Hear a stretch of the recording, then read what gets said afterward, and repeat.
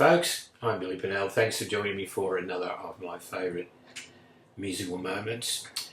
During the week I was part of a forum of music lovers and we were asked to nominate our most memorable live performance, either as part of the audience or having seen it elsewhere on television or wherever. What a task, what a task.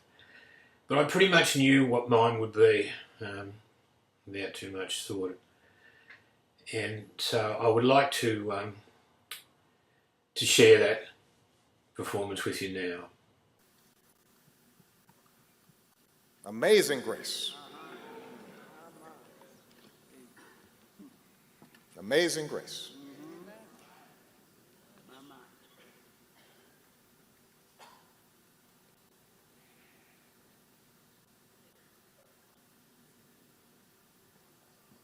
Amazing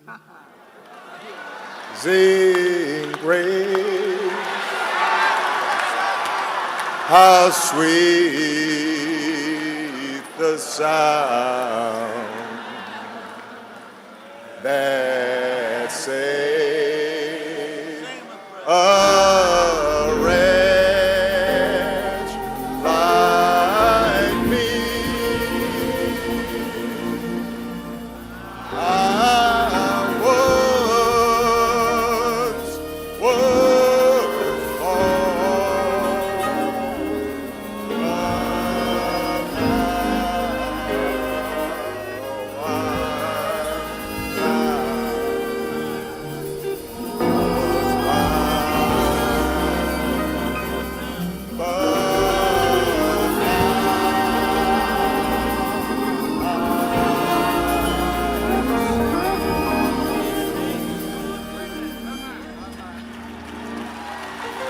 Clementa Pinckney found that grace. Cynthia Hurd found that grace. Susie Jackson found that grace. Ethel Lance found that grace. The Payne Middleton doctor found that grace. Tywanza Sanders found that grace. Daniel L. Simmons Sr. found that grace. Sharonda Coleman Singleton found that grace. Myra Thompson found that grace. Through the example of their lives, they've now passed it on to us. May we find ourselves worthy of that precious and extraordinary gift as long as our lives endure. May grace now lead them home. May God continue to shed His grace on the United States of America.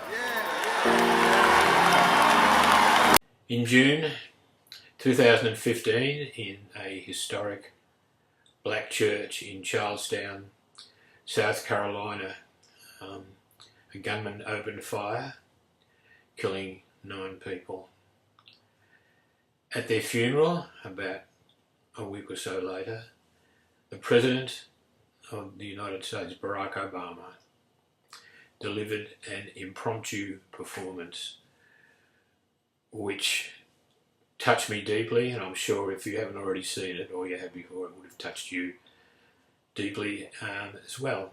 A few weeks later, an American singer-songwriter called Zoe Mulford wrote a song inspired by the footage that we just shared, and she called it "The President Sang Amazing Grace," a powerful, powerful song. It was later covered by Joan Baez, whose version I would like to play for you now. Thank you so much for allowing me to share this vision with you.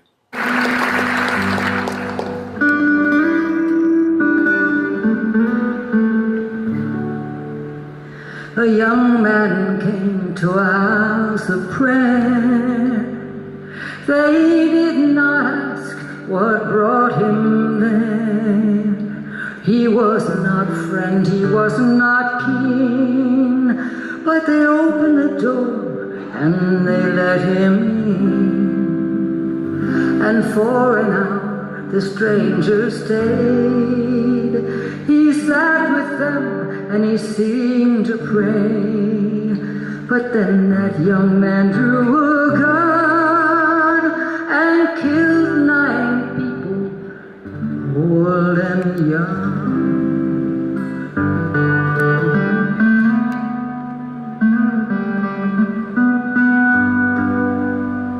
In Charleston, in the month of June, the mourners gathered in a room. The president came to speak some words, and the cameras rolled, and the nation heard.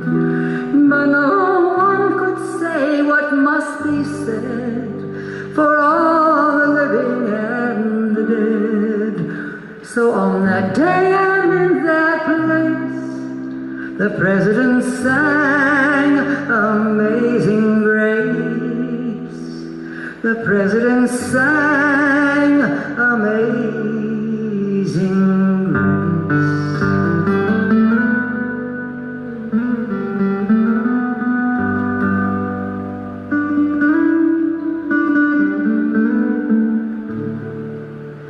We argued where to lay the blame, on one man's hate or our nation's shame, some sickness for the mind and soul, and how the wounds might be made whole.